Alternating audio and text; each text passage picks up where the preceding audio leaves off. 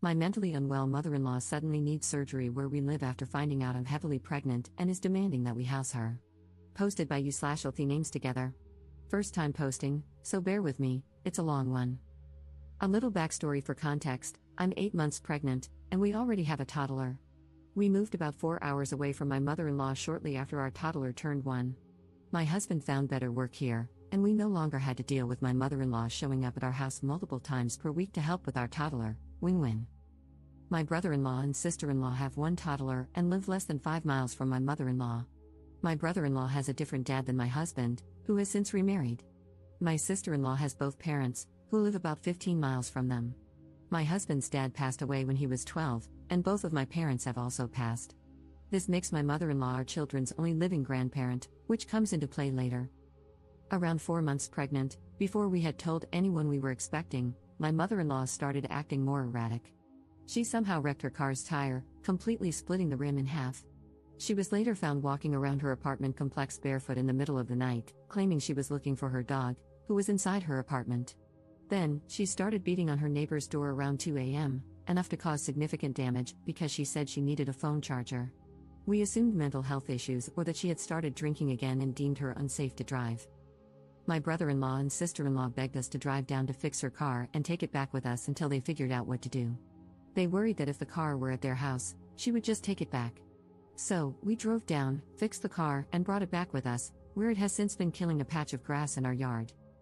About a month ago, things seemed to have smoothed over, so we told my brother-in-law and sister-in-law we were expecting. We asked them to keep the news to themselves until we were closer to delivery, but they told my mother-in-law shortly after. Lesson learned. My mother-in-law immediately spiraled. Suddenly, she needs a surgery that can only happen where we live. She told me she had scheduled the procedure and would need me to pick her up and take her to the appointment because we have her car.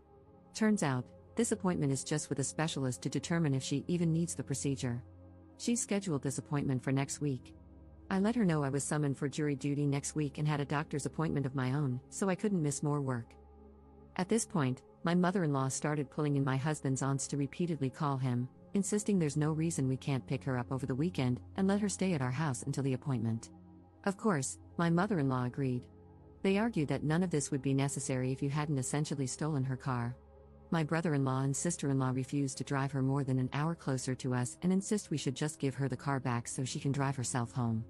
We told them we aren't holding her car hostage. If they drive her here, she can have it. We have enough to worry about as it is without adding my mother-in-law to the mix, but we can't make a round-trip drive down there. Last night, my husband called her and asked if she could at least reschedule for September, when we'd have more time to figure out the logistics. She refused. Why? Because if she doesn't get seen until September, she won't be able to have the surgery until after I've had the baby. My husband pushed back, saying she wouldn't be at the hospital with us anyway and wouldn't be seeing the baby until she's vaccinated, regardless of where she lives. She started screaming that he's never done anything for her, that our children deserve to have grandparents, and that if we won't take care of her when she needs medical attention and are going to keep her away from her grandchildren for no reason, we'll regret it, etc. My husband got upset and told her she wasn't the problem, but the timing of the appointment was, and she should reschedule. At that point, she called him a hateful bastard, so he hung up. We haven't heard from her since, but we have heard from the aunts again. They still agree with my mother-in-law that we are in the wrong, that we should step up because she's the only grandparent our children will ever have, and that it's the children's job to take care of their aging parents, etc. Ironically, they aren't giving the step up and take care of her speech to my brother-in-law or sister-in-law. Are we wrong here? I feel like once we agree to let her stay even a day or two, she'll come up with more reasons why she can't leave. Then what? Relevant comments. Commenter.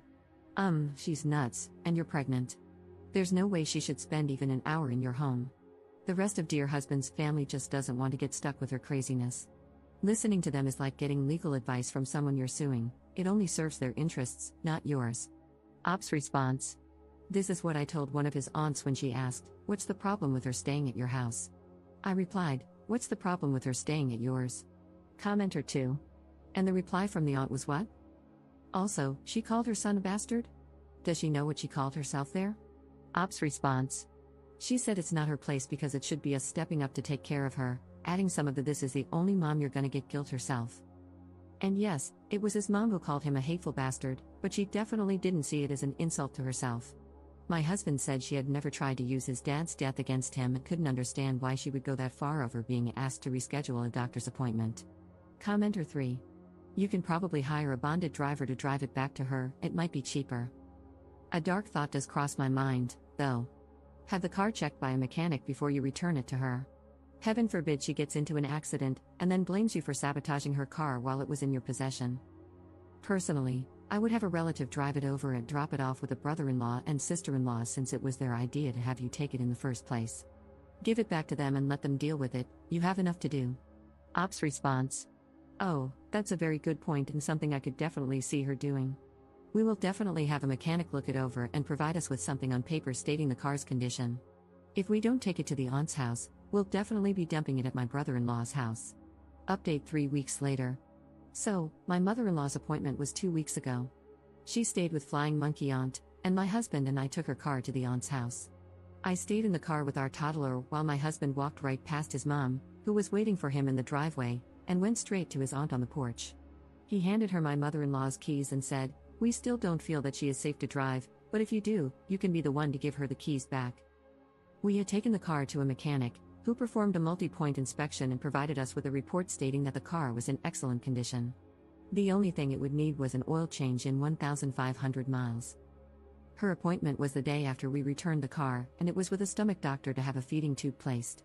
Head Flying Monkey Aunt called my husband after the appointment to inform him that the doctor wouldn't proceed with the procedure but said he would reevaluate in 2 months if her symptoms changed. I doubt that's what he actually said, he likely just told her no, but okay. My husband sent my brother-in-law a picture of the mechanic's report, told him we were done providing any future assistance, and wiped our hands of the whole situation. Fast forward to this week, my husband has been out of town all week because he was able to relocate with his job. They're covering all our moving expenses, the first 2 months' rent, the whole 9 yards. No one knows yet, as I've left it up to my husband to tell them when he wants. He says he doesn't want to tell them until we're already moved and settled and that he doesn't want them to know our exact location, just tell them the state we're in. We're beyond excited. A moving company will be coming 6 weeks after the new baby is born. We just have to make it until then, but we'll be gone by Christmas. This past Monday, the first day my husband was gone, he got a call from my brother-in-law saying that my mother-in-law is claiming she needs 4 new tires and new brakes. My husband called me after and said he laughed at him, asked if he wanted another copy of the mechanic's report, and when my brother-in-law said no, told him it was his problem to worry about now. Everything was peachy until last night, when my mother-in-law sent me a text that read, "Hey, how are you doing? I have missed you so much and would have come to the car and talked to you and toddler if Aunt was not so afraid of her children getting COVID. Love and miss you so much. Please call me when you can, love. I have called you a few times and just got voicemail. I know this part of pregnancy is difficult, but I am so excited. I'm staying with Aunt a week before your due date and until I can see baby." I could have screamed if it wouldn't have woken my toddler up. I haven't responded to her, but I sent a screenshot to my husband and told him to handle it. He told me not to respond at all and that he doesn't want to reach out to anyone until he's back in town tomorrow. He says responding now is exactly what she wants, and we're not going to give her a chance to twist our response into us agreeing that she can see the baby. I see his point. It's not like she knows where our house is, but she does know which city we live in. I guess she could just drive around aimlessly looking for our car? What I'm really looking for is advice on how to phrase our response to make it perfectly clear that she is not welcome at our house, both for her and for his family, because they'll inevitably get pulled into this next. Relevant comments. Commenter. Is it just me, or is the mother-in-law's appointment in 2 months close to your due date? That seems convenient, doesn't it? Ops response. It's also convenient. Everything is on her timeline, exactly what/how she wants it to be. Most of what she says is so contradictory that it drives me mad. When I finally heard that this appointment was for a feeding tube, I couldn't believe it. Who wants to sign up to have a feeding tube placed when they can eat normally? Second update 3 months later. We've done it. The baby was born at the end of October. My mother-in-law found out in early November and called my husband, saying how sorry she was that she missed it because she was in church. He literally laughed at her, told her he had to go, and hung up. My dear husband was planning to just ignore texts and calls from his family so that he could still be contacted in the event of a true emergency, but that plan was short-lived. The head Flying Monkey called to say that my mother-in-law would be coming to our house to see the baby for a few days the following week and would leave after her doctor's appointment. She had made another appointment for a feeding tube after the first doctor refused to do it. My husband remained so calm. He just said, "We've moved out of state, and when she started asking for our new address to send gifts for the baby, he simply said that we didn't need or want anything from them, had to go change a diaper, and hung up. We moved that following weekend. So far, we've enjoyed a peaceful Thanksgiving, a wonderful anniversary, and are ready for a Merry Christmas, just the four of us. My husband blocked his family with the exception of his brother. I didn't want to push him to block anyone, so it's nice that he's come to this conclusion on his own, and our future looks so calm. Relevant comments. Commenter.